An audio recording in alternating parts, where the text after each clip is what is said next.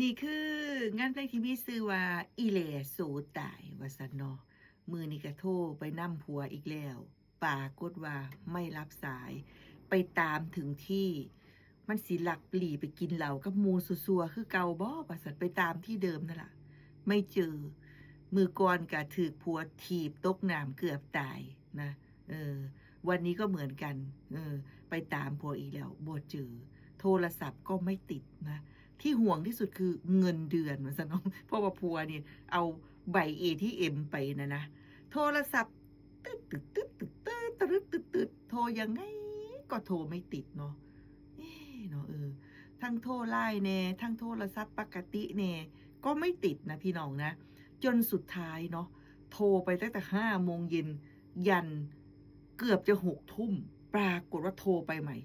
ตืด ตืดเฮ้ยติดเลยเฮ้ยว่าซั่นปลายทางก็เลยรับสายว่าฮัลโหลว่าซั่นปลายทางว่าจังซี่ทางต้นทางเมียก็เลยถามว่าอยู่ไสคือบ่กลับบ้านกลับซองมันดึกแล้วเด้อมันดึกแล้วเด้อไปกินเหล้าทั้งใดว่าซั่นเมียว่าปลายทางก็เลยตอบว่าอยู่วัดเพิ่นว่าทางเมียก็เลยว่าอ้าวมึงเป็นบ้าบ่ดึกดื่นเที่ยงคืนบ้านซองบ่ฮู้จักกลับไปอยู่เฮ็ดหยังวัดน่ะไปอยู่เฮ็ดหยังว่าซั่นเมียก็เลยบอกว่าอย่างงี้ทางผู้ชายก็บอกว่าบวชอยู่ว่าซั่นบวชอยู่ทางเมียก็ถามว่าอ้าวมึงไปบวชยามใดคือบ่บอกกูว่าซั่นเนาะเมียว่าผู้ชายก็เลยตอบว่าชักจะโมโหแล้วผู้ชายอ้าวมึงบ่แม่นแม่กูสิบอกเฮ็ดหยังว่าซั่นเนาะอะไรประมาณนี้เนาะทางปลายทางบอกเงี้ยบ่แม่นแม่กับเมียได้นี่เมียได้นี่คือบ่บอกกันเพิ่นว่าสุดท้ายก็ด่าบัดนี้เป็นคนนิสัยบ่ดีสันดานบ่ดีบ่มีความรับผิดชอบถ้าฮู้สิว่ามึงเป็นคนบ่ดีสิกูสิบ่เอามึงมาเป็นผัวเด็ดขาดว่าซั่นด่าจนสุดท้ายปลายทางก็ไม่รู้จะว่ายังไงเถียงไม่ทันนี่นี่จนผู้หญิงเนี่ยด่าเสร็จปุ๊บไฟแลบเลยเนาะอ้าวเว้ามาเป็นหยังคือบ่กลับบ้านกลับซองไปอยู่เฮ็ดหยังวัดนั่นบอกมาอันมัวแต่นี่อยู่นี่ล่ะ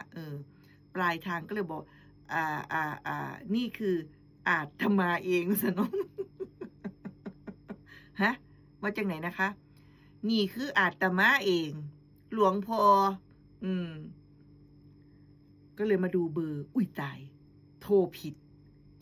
พี่น้องแฟนรายการก็เลยยกมือโอ้ยสาธุกราบนมัสการหลวงพ่ออย่าให้อีสันบาปเด้อค่ะเด้ออีสันโทษน้ำผัวตาลายค่ะกดผิดอย่าให้อีสันบาปเด้อค่ะเด้อหลวงพ่อว่าซั่นเนาะกราบนมัสการกับหลวงพ่อเพิ่นว่าหลวงพ่อก็เลยตอบมาว่าบ่เป็นหยังดอกโยมเจริญพรอีปอบมึงว่าซั่นเนาะ หลวงพ่อกับซักสิโมโหคือกันเด้เนาะพี่น้องเนาะโอ้ยจักแม่นผู้ใดดอกโทรมานำผัวดิดึกๆดื่นๆก็ตกใจตื่นหมดก็นึกว่าญาติพี่น้องโทรมามีข่าวด่วนข่าวอีหยังเนาะจักแม่นผู้ใดโทรมานำผัวมาก็ด่าไฟแลบอย่างเดียวเลยซั่นเจริญพรอีปอบมึงว่าซั่นหลวงพ่อว่าบ่เป็นหยังดอกโยมว่าซั่นเนาะ